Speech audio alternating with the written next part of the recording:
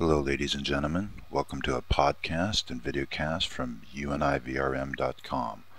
Today is one of our current event news articles titled Hillary Clinton, Stateswoman, Don't Tread on Me. In other current event news articles, we've written politics and economics defying gravity, common sense vanished, and generally creepy behavior acceptable rhetoric in the war for power. Under the U.S. Constitution, as amended in 1789, the President of the United States determines U.S. foreign policy. The Secretary of State, appointed by the President with the advice and consent of the Senate, is the President's chief foreign affairs advisor. The Secretary carries out the President's foreign policies through the State Department and the Foreign Service of the United States. The current Secretary of State of the United States is Hillary Rodham Clinton, by definition and action a stateswoman. During the American Revolution, the rattlesnake was a symbol of rebellion against colonial British rule. The unity of the colonies made them a powerful force. One of the first snake flags in use was Christopher Gadsden's "Don't Tread on Me" flag. Known as the Gadsden flag, it displays a coiled rattlesnake on a bright yellow field with the motto, "Don't Tread on Me." This design and motto would inspire a number of other flags, including the first Navy Jack. Conceived by Commodore Hopkins in 1775, the first Navy Jack shown having 13 alternating red and white stripes with an uncoiled rattlesnake and the "Don't Tread on Me" motto. First used as a signal to engage the enemy, the English Navy, which at that point in time significantly more powerful than the tiny Continental Navy. Native to America, rattlesnakes produce a loud rattling noise when threatened. Unless they are provoked or stepped on, rattlers will not attack.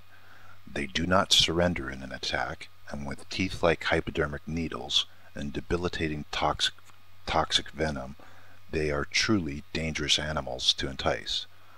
Using the rattlesnake image on a flag shows unity and power or as a threat. The image, in essence, is meant as a warning that America will attack when provoked and won't give up, just like the rattlesnake. By tradition, law, and as the inheritor of a long line of previous U.S. Secretary of States, the current Secretary of State for the United States, Hillary Rodham Clinton, not only keeps that motto as part of her duties on behalf of the country, but in her own personal actions. There is no law, statute, constitutional prohibition, or other justification for the removal of Secretary of State Hillary Rodham Clinton's First Amendment rights under the U.S. Constitution to remove her right of free speech.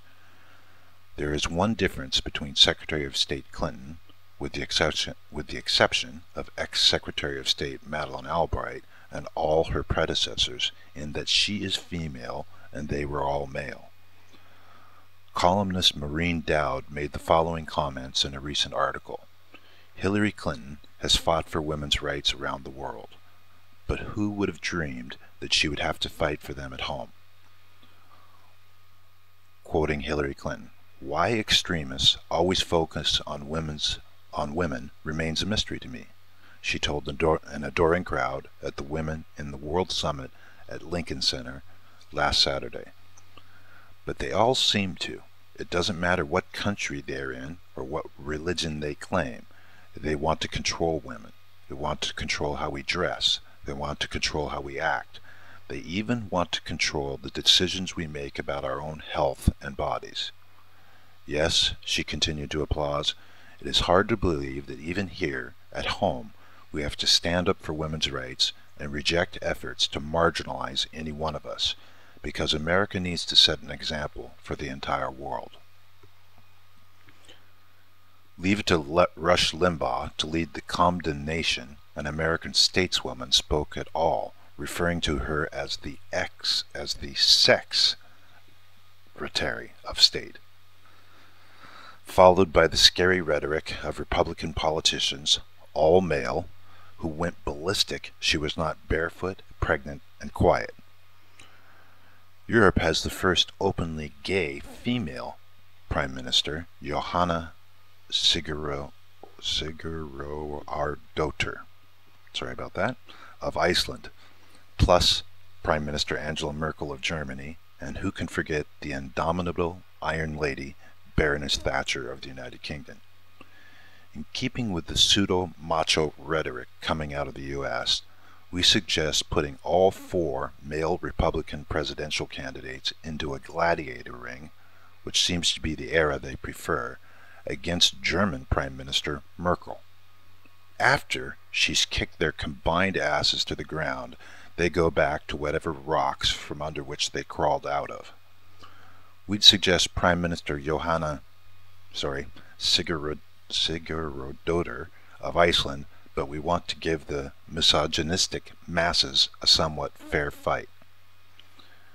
There are female politicians in the U.S., whether one agrees with them or not, who are, putting it mildly, at least as intelligent as their male colleagues like Congresswoman Nancy Pelosi, a Democrat, and Senator Olympia Snowe, a Republican. Ah, right, Senator Snowe, due to the extreme partisanship in the U.S. Senate, has chosen to retire from politics. Religion, written by men, seems to be the justification for a lot of the continuing rubbish spewed by various groups and attempts to dehumanize women. Using our gladiator analogy, let us set a female priest against a male priest. Oh wait, there are no female priests. And no, just because male priests wear dresses, sandals, and lots of jewelry, while they may be transvestites, they do not qualify as women.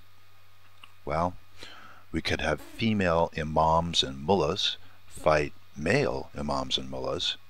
Right, there are no female imams and mullahs, and the same admonition against transvestites still applicable. Female rabbis against male rabbis? Nope, no female rabbis either. Hinduism? Nope. Buddhism? Nope. We see a trend. We're still a bit confused. Women make up the majority of the American voting electorate. We forgot.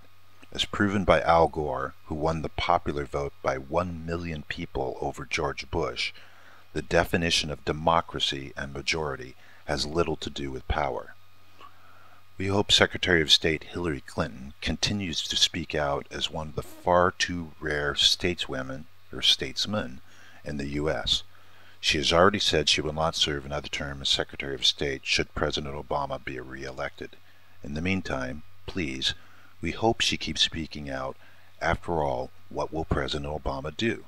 Fire her for keeping alive the motto, "Don't tread on me"? Advice to President Obama: dump Biden and try to convince Hillary to be your running mate, but we know this will not happen. We did say we see a trend. It's just the trend is not very, well, civilized. This has been copyright 2012 univrm.com, trademarked, all rights reserved.